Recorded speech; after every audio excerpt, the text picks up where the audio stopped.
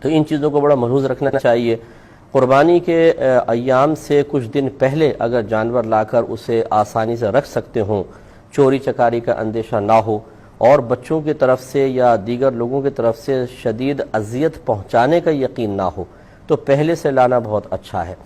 کہ پہلے سے لائیں، کھلائیں پلائیں، اسے اپنا پیار محبت دیں اور اس کی خدمت کریں، سمجھ لیجئے، کیونکہ نبی کریم صلی اللہ علیہ وسلم نے ارشاد فرمایا اپنی قربانیوں کا اکرام کرو، ان کی تعظیم کرو، کیونکہ یہ بروز قیامت پل صراط پر تمہارے لیے سواریاں ہوں گی۔ تو اس کا مطلب ہے کہ قربانی کے جانور کی تعظیم کرنی چاہیے، اور تعظیم کا مطلب یہی ہے کہ اسے اچھے صاف ستھرا جگہ پر رکھیں، اسے کھانے پینے کا خیال کریں، اسے کسی بھی طریقے سے ہماری طرف سے اذیت نہیں ملنی چاہیے۔ تو جو میں نے دو قیدیں خاص طور پہ ذکر فرمائی کہ اگر چوری چکاری کا اندیشہ ہے تو پھر آخری وقت میں لائیں، تاکہ لا کے بس ایک دن رکھا اور کاٹ دیا، یا سیدھے لائیں اور کاٹ دیں، یہ سب سے عافیت والا ہے کہ نہ جانور ہوگا نہ چوری ہوگی۔ اور دوسرا یہ کہ بچوں کی طرف سے یا کسی کی طرف سے اذیت پہنچانے کا یقین نہ ہو۔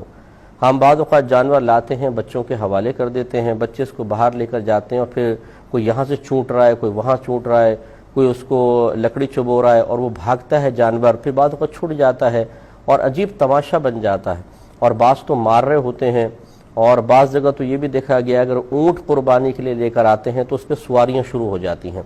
یہ سب دیکھیں ناجائز ہے۔ جانور کو گھمانا کوئی مسئلہ نہیں ہے، یہ کوئی ناجائز نہیں ہے، لیکن اس کو اذیت اور تکلیف دینا، چھیڑنا، اس کو بھاگنے پر مجبور کرنا اور اس کو بدکانا، اور پھر مطلب یہ کہ موٹی رسیوں سے اس کو چاروں طرف سے کھینچنا، اس کے منہ کو کھینچنا جس سے زخمی ہونے کا اندیشہ ہو، یہ سب خلاف سنت اور مکروہ ہے، اور اس کا بروز قیامت جواب دینا ہوگا۔ اسی طریقے سے آپ جانور لے آئے تو اس کے چارہ پانی کا دھیان کے ساتھ ساتھ یہ بھی یاد رکھیں کہ اس سے کسی قسم کا نفع نہیں اٹھائیں گے۔ جیسے بھی ایک تو اشارہ میں نے کیا کہ اونٹ پر بیٹھ گئے جی، اونٹ کی سواریاں کر رہے ہیں، اللہ نہ کرے کوئی یوں کرے کہ چلو جی محلے کے بچوں سے لاؤ بھی 5-5 روپے لاؤ، 10-10 روپے لاؤ، تم ایک چکر لگا دیتا ہوں گلی کا۔ تو قربانی کے جانور سے کچھ کمانے کی کوشش کرنا یہ شدید ناجائز ہے۔ اگر کسی نے ایسا کیا ہے تو اللہ تعالیٰ کی بارگاہ میں توبہ کرے، اور جتنا پیسہ اس نے حاصل کیا اتنا پیسہ صدقہ کرنا واجب ہوگا۔ اسی طریقے سے بعض اوقات گائے ہوتی ہیں، وہ مطلب